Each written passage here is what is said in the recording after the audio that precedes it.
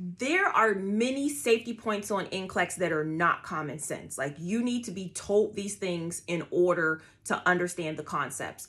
The first one that I want to talk about is medications with unknown allergies. The doctor prescribes a medication to your patient. The patient is not aware of whether they have an allergy to the medication or not. You should still give that medication. Where common sense would be like, well, maybe you shouldn't give a medication, for NCLEX, absolutely give the medication. All right. The second thing is unknown abdominal pain. Your patient comes in, they're complaining of pain, 10 out of 10. It's hurting. They don't want to walk. They don't want to move. And then all of a sudden they feel relief. Common sense would say that's great. That's a good sign. Document patient stated relief.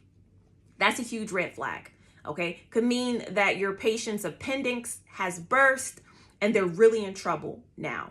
And so these types of things, you don't just casually know as a nursing student. You need to be told. So while you're preparing for NCLEX in real life, still have a mentality that you're able to learn from someone. You don't know everything. Just because you pass nursing school, you don't know everything. All right. Another thing is pediatric patients with asthma.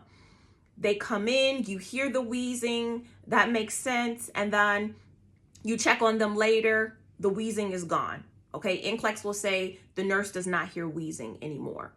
Common sense, got to go against it here, because it actually means that your patient's airways could have totally occluded. So that's why you don't hear wheezing, not that the patient has gotten better. Okay.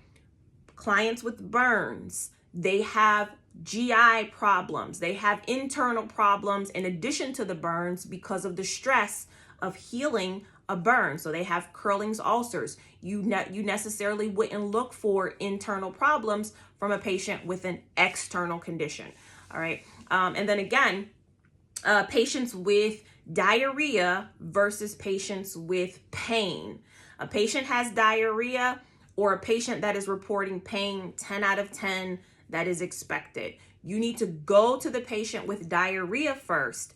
Why? Because that patient is experiencing water loss, and water loss is a priority over psychosocial issues such as pain. Okay. So again, if you did not take hold of these points in nursing school, you need to learn them in life and for your board exam. Get into my content lectures so that you can have your bases covered. It's about you being willing to go the extra step in order to be a safe and competent nurse. It's beyond NCLEX. It's life or death. It's clinical judgment. It is what you need to do to get your nursing license. Take responsibility for it.